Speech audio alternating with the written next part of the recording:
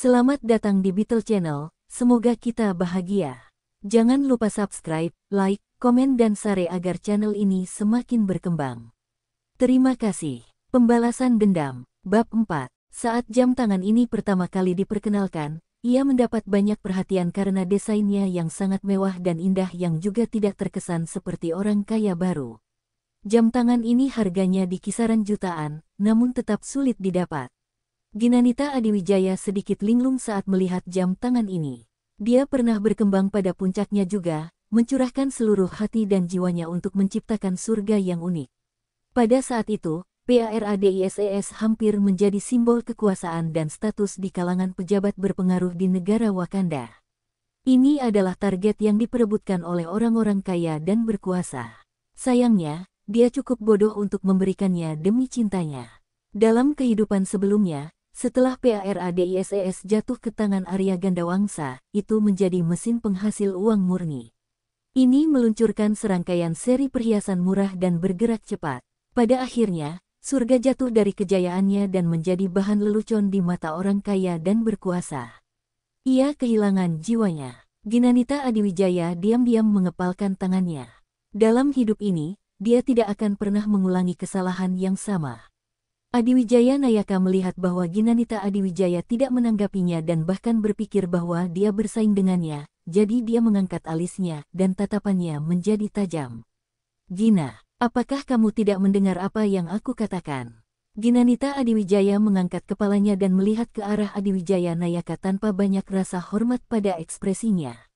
"Tentu saja aku mendengarmu." Di masa lalu, Ginanita Adiwijaya dengan naif berpikir bahwa, selama dia cukup kuat, Adiwijaya Nayaka akan mencintainya sama seperti dia mencintai sepasang kakak beradik, Sinta Adiwijaya dan Adiwijaya Pradana.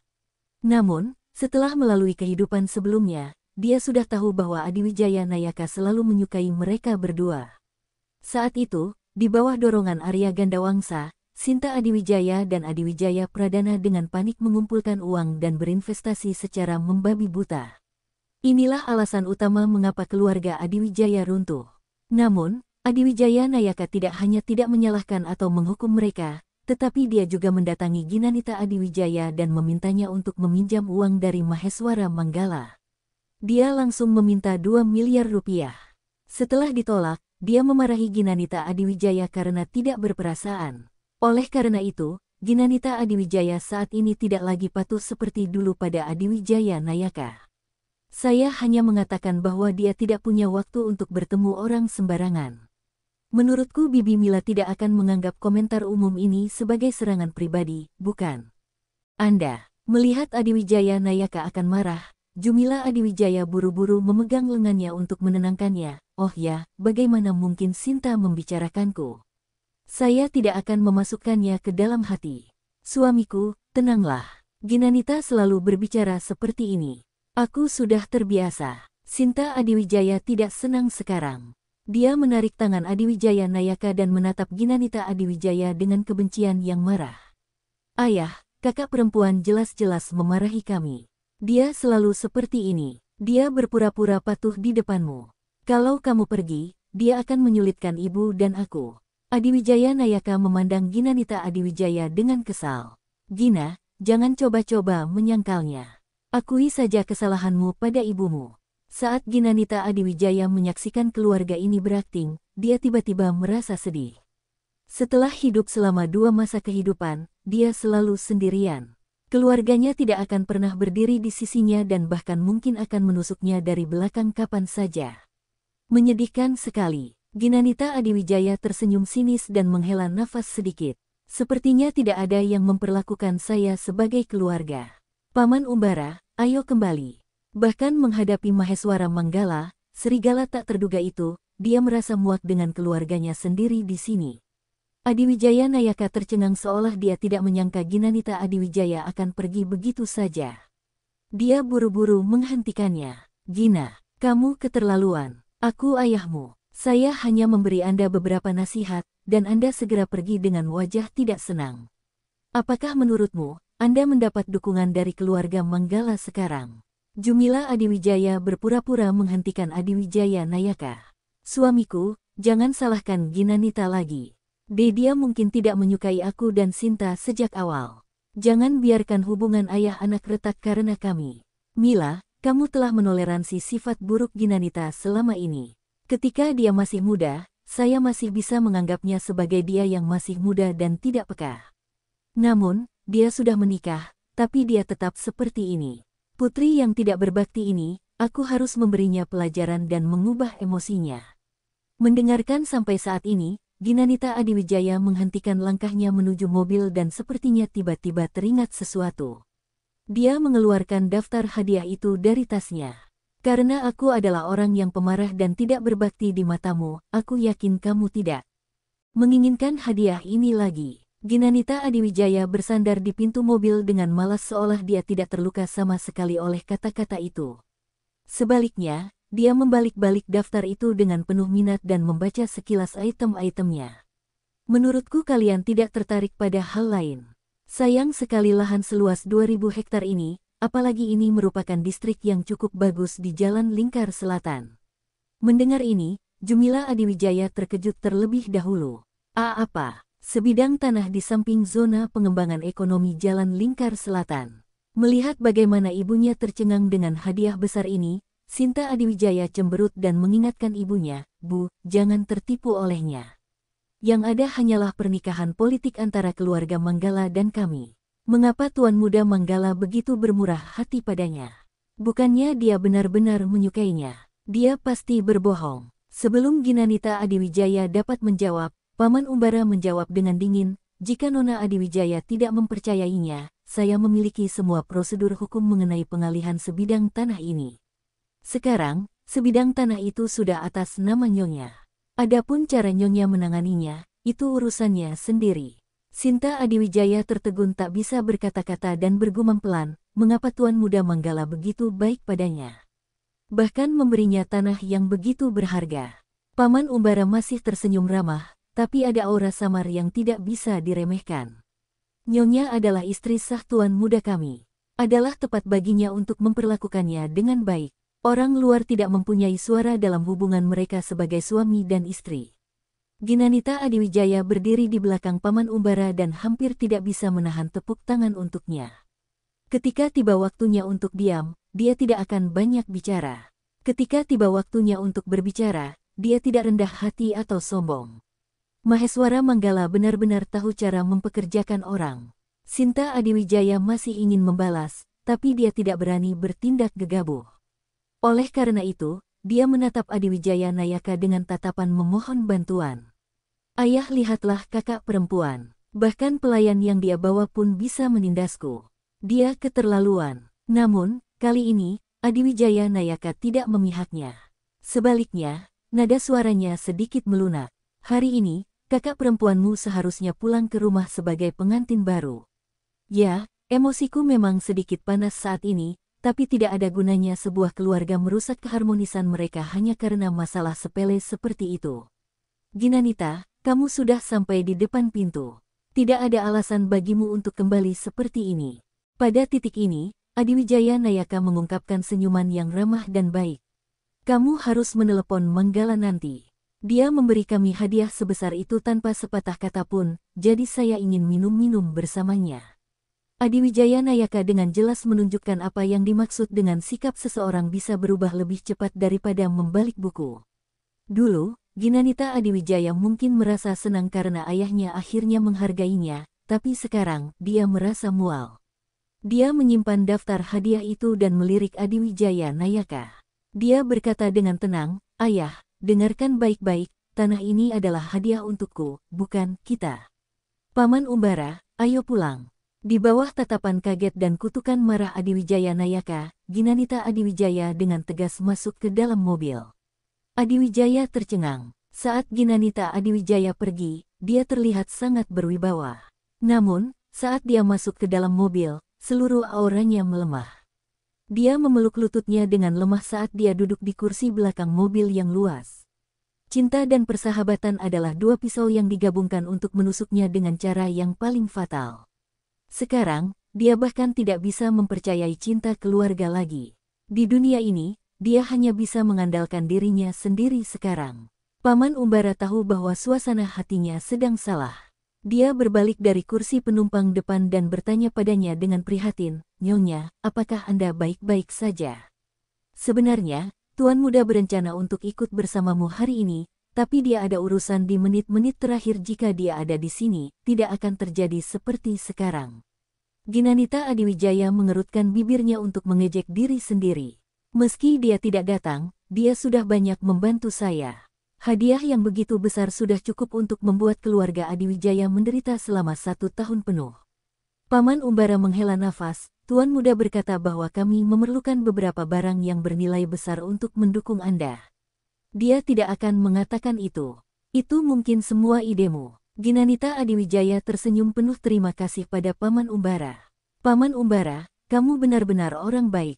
Dalam kehidupan sebelumnya, meskipun dia telah berinteraksi dengan Paman Umbara selama 3 tahun, dia tidak mempercayai Maheswara Manggala.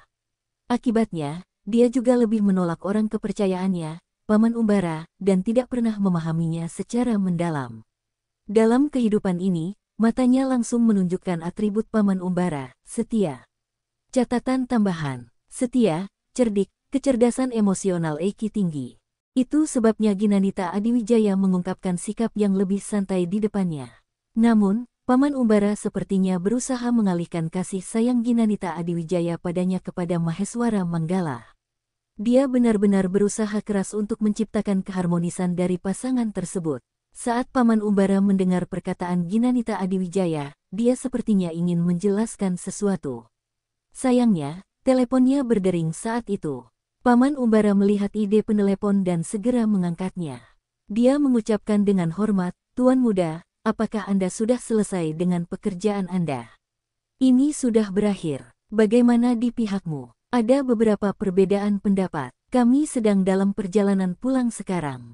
Apa yang telah terjadi?" Paman Umbara ragu sejenak sebelum berkata, "Ini bukan masalah besar. Anda mengetahui situasi keluarga Adiwijaya dengan sangat baik.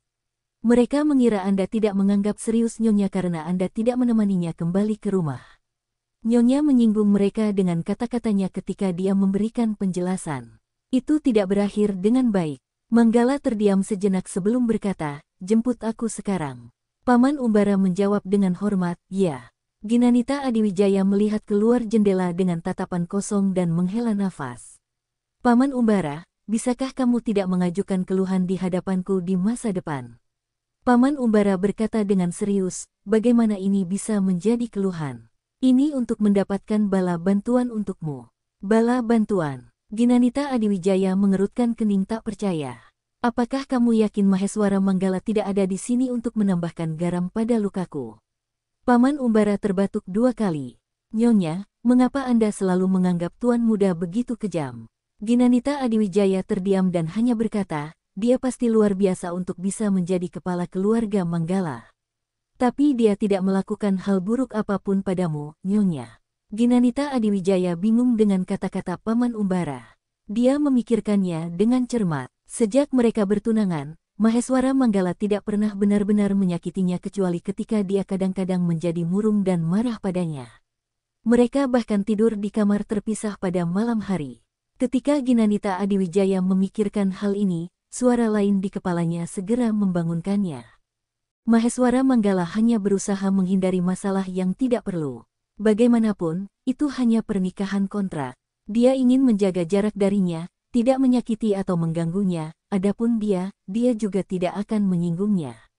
Di kehidupan sebelumnya, mereka hidup damai seperti ini selama 3 tahun.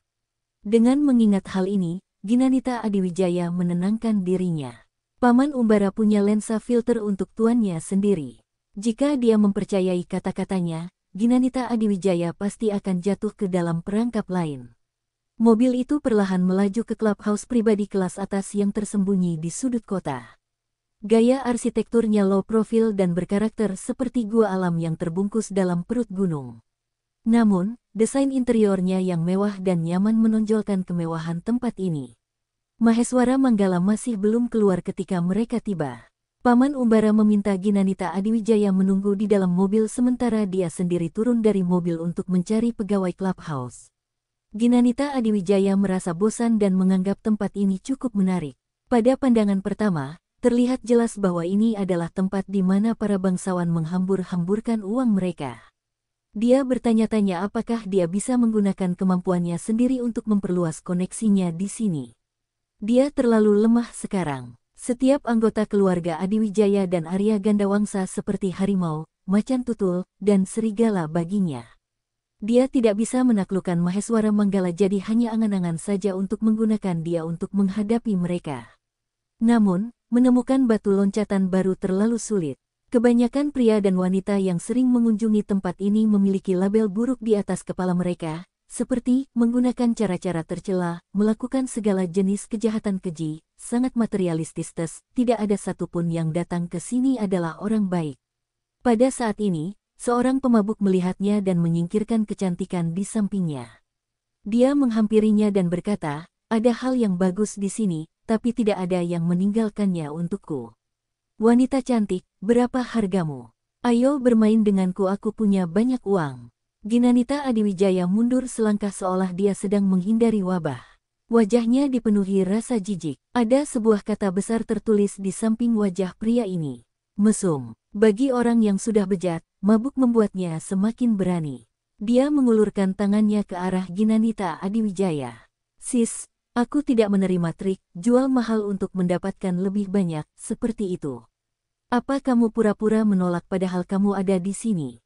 Di sampingnya, sekelompok wanita dengan riasan tebal memandang Ginanita Adiwijaya seolah-olah mereka sedang menunggunya untuk mempermalukan dirinya sendiri.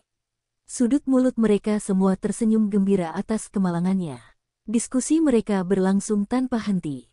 Siapa yang tahu ciblek ini milik siapa? Lihatlah bagaimana dia meremehkan orang. Apa dia pikir dia nona kaya? Siapa tahu, mungkin dia mengira dirinya berada di atas orang lain setelah diurus selama beberapa hari.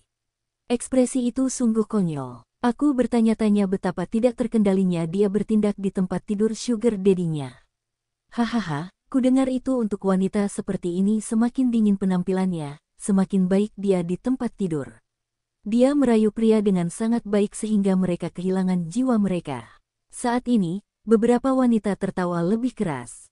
Namun, mereka tidak menyangka Ginanita Adiwijaya akan mematahkan pergelangan tangan pemabuk itu dengan memutarnya pada detik berikutnya dan menendang lututnya dengan sapuan kakinya, menyebabkan dia berteriak dan berlutut di tanah. Untuk bela diri, Ginanita Adiwijaya telah mempelajari seni bela diri campuran MMA selama 2 tahun. Meskipun dia tidak begitu hebat, itu lebih dari cukup untuk menghadapi pemabuk seperti ini. Para wanita yang semula menonton acara tersebut langsung panik saat melihat adegan tersebut. Dia benar-benar memukul Presiden Yang. Dia sudah selesai. Presiden Yang adalah seorang gangster, jadi dia mungkin akan kehilangan kedua kakinya. Benar saja. Presiden yang mabuk yang mereka bicarakan merangkak dari tanah dengan gemetar. Dia jelas sangat marah. Dia menunjuk ke arah Ginanita Adiwijaya dan berteriak, "Seseorang, ikat wanita ini. Jika aku tidak menidurinya hari ini, nama keluargaku bukan Yang." Namun, Ginanita Adiwijaya hanya melirik waktu dengan tidak sabar. Untuk apa Maheswara Manggala berlama-lama? Dia meminta mereka untuk menjemputnya, tapi dia belum muncul sampai sekarang. Namun, saat dia mengangkat kepalanya, Presiden yang berada di depannya terlempar terbang membentuk busur. Dia jatuh ke tanah dengan keras, dan seluruh tubuhnya meringkuk seperti udang. Suara dingin Maheswara Manggala terdengar, "Kamu harus mengganti namamu." Presiden yang awalnya berjuang untuk bangun, segera berhenti bersuara setelah dia melihat Maheswara Manggala. Dia bahkan tidak berani menangis kesakitan. Dia dengan cepat tersenyum meminta maaf. "Jadi kamu adalah cewek Direktur Manggala. Maaf akulah yang gagal menghargai kebaikanmu. Bagaimana aku bisa merebut seseorang darimu?" Maheswara Manggala berjalan mendekat dan menendangnya lagi. Kemudian, dia menginjak dada pria itu, dan seluruh tubuhnya dipenuhi rasa permusuhan.